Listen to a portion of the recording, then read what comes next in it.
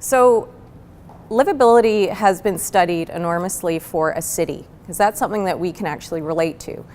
You can actually, it's quantitatable, it's not subjective. So The Economist magazine does their global livability ranking annually. And so the best cities to live in, which we always hear on the CBC, it's like, oh, Vancouver is on the best livability, and then they start complaining that how can that be possible? But anyways, these are the last cities that were rated in 2015. So there we are, number 3, Vancouver. Isn't that awesome? So Melbourne, Vienna, Vancouver, Toronto, Calgary, Adelaide, Sydney, Perth, Auckland, Helsinki, and Zurich. And what's really important to see here is cities like New York, LA, they're not on this, and it really had to do more with crime and economics and access to healthcare. So those are really easy things to measure for livability. The things that are really difficult to measure are the perceptions of livability, because I think there would be quite a few people in Vancouver that would argue that we are not number 3. We should be closer to the bottom. So interesting just looking at the web. It's just a wealth of information and disinformation. But one of the, Christie's, who, international realtors deal with really large real estate portfolio pieces, they have 7 exceptional homes in the world's most livable cities. So interesting, Vancouver wasn't in there. But so just looking at some of these projects that you see that are considered livable, homes in livable cities. So, here's Melbourne, Australia, 676 square meters. If you're not sure about what that is, that's probably close to 6,800 square feet.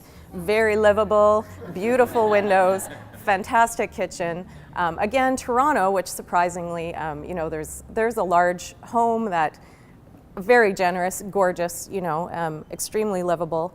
Auckland, New Zealand, beautiful patio. Of course, that's livable. Gorgeous. I wouldn't argue with that. Again, 1,687 square meters.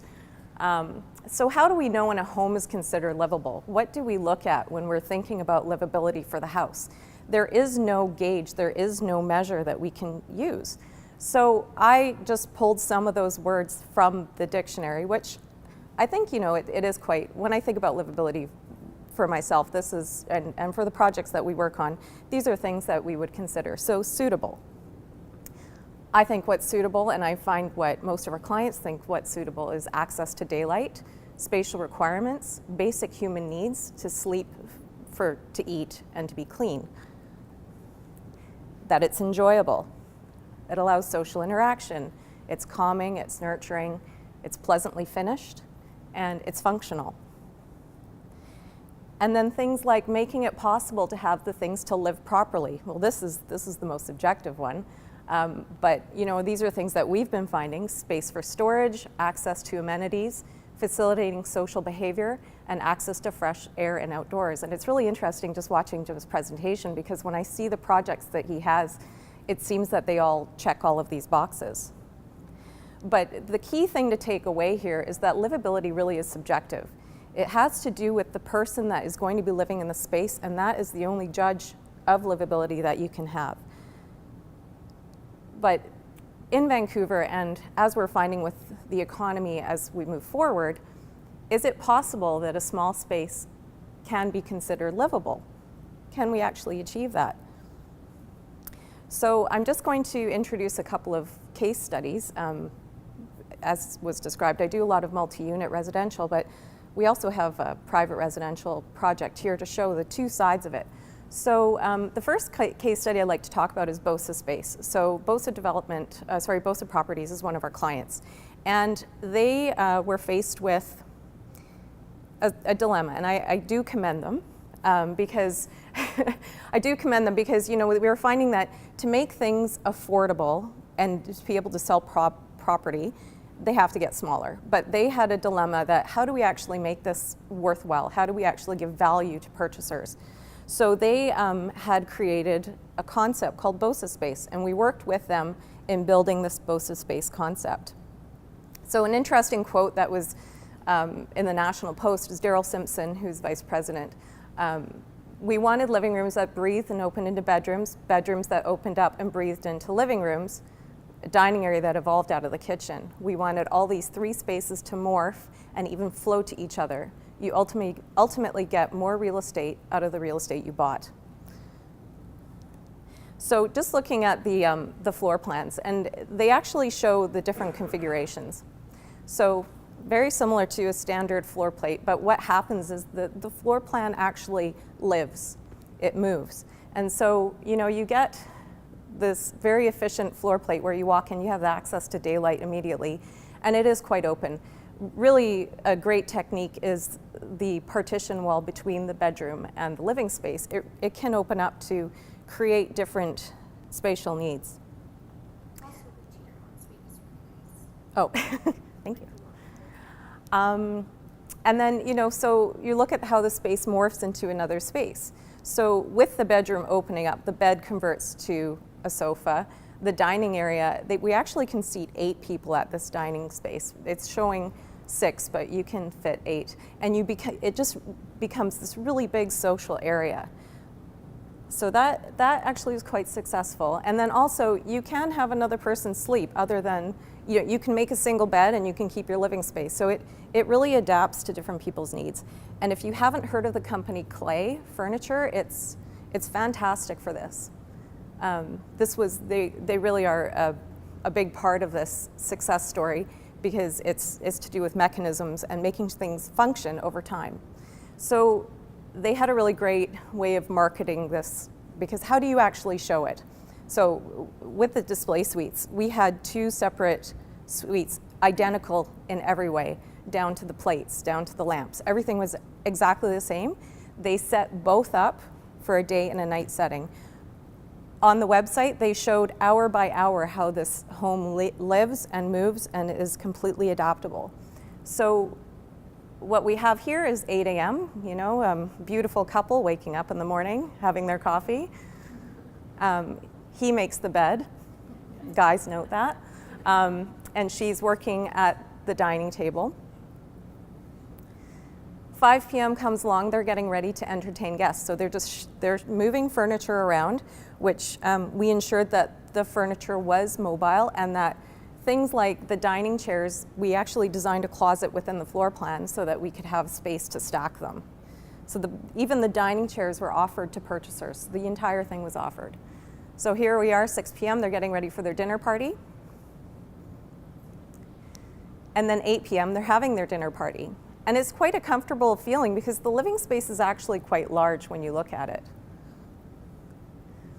So 9:45, everybody get out of the dining space. We're going to move and have some drinks in the living area. And they've converted that bed that comes down into another sofa. So it becomes this really great social space. And then poor little Madge in the corner, she had too much to drink, so she gets to stay the night while the 2 people get to go to their bed, still looking fabulous. And at 11 o'clock, everybody's happy and asleep, and there's a privacy barrier between the 2. So this has been so successful that they've been using it in every project that they do. They reserve a certain portion of the homes for BosaSpace, and the purchaser feedback has been really great. It's been a fantastic concept. So when we see this, we see they can be livable.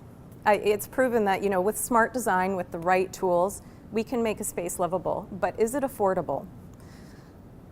So we look at the New Yorker. New York has been fantastic for studies in small space and livability and satisfaction. There's studies that range all the way from people are just ecstatic over their spaces. They choose to live in these small spaces, down to children are suffering, from depression, from living in small spaces. So it's so subjective, and it really has to do with what you're willing to accept, what you want out of life, and what you want out of your home. So the question, and this really great article, if anybody wants to read it, it's fantastic. Are micro apartments a good solution to the affordable housing crisis? As you know, New York is one of the most expensive cities in the world, and so the city had adapted their building code to allow for, I think it's 240 40 square feet now is the minimum size that, or yes, the minimum size that you can build for an apartment. Prior to that, I think it was 460 square feet. So the first kickoff project that happened, it was a competition in the city, is this project called Carmel Place. And it's 55 units, it's lease, it's not purchased units. The apartments range from 260 to 360, and leasing is approximately 3,000 a square foot. So this is not affordable at all, but it really solves a problem. If, you know, living where you want to live, being able to live smartly, intelligently, there still is a cost to it. And you know, just not to read through this too much, but this quote really intrigued me. This is the director of the Furman Center for Real Estate and Urban Policy in New York University. What the big concern was SROs, because the perception was that if we were to make a small space affordable, that we would then turn it into the negative connotation of an SRO. So why not make a small space a luxury? So that's an interesting concept. They decided to go on the other end to make it more luxurious than affordable. Because an affordable shoebox, as it were, was much more likely to be controversial than an expensive shoebox. So I just burned through this presentation because I'm on my last case study. So livability and applications. So we worked on a private residence in Yaletown. So the building was, it is 2000, built in about 2000. It's a typical Yaletown apartment. You know, it's got that style that was built in Yaletown, if you're familiar, a bit older. You know, it's definitely, the buildings are in need for an upgrade. So the client that we had, he was a single guy at the time. He loved to entertain. He had a wine collection. He worked from home. He bought the place, and he actually bought it completely furnished. The place just came with everything. And so what he bought was something that was definitely not his style. So the floor plan that we had coming into it before, he had this fantastic patio. And what you see is dashed is what we actually changed. And when you walk through the door, the first thing we changed was there was a powder room in this home, and we didn't really understand why, because you actually had a second bathroom that you could access right across from the powder room. The layout generally was just, it was dated, it was old. There was diagonal corners cut for no really good reason. And there actually, if you notice, was no closet in the master bedroom. So this is what we had coming in. You can see it very speaks to the 2000s. And it just really needed a refresh. And you can see in the closet space how much stuff he had that just would not fit anywhere. So what happened after? So I've just highlighted in pink the areas that were the big hot points. So we obviously removed the powder room and converted it into a little nook space for him to work.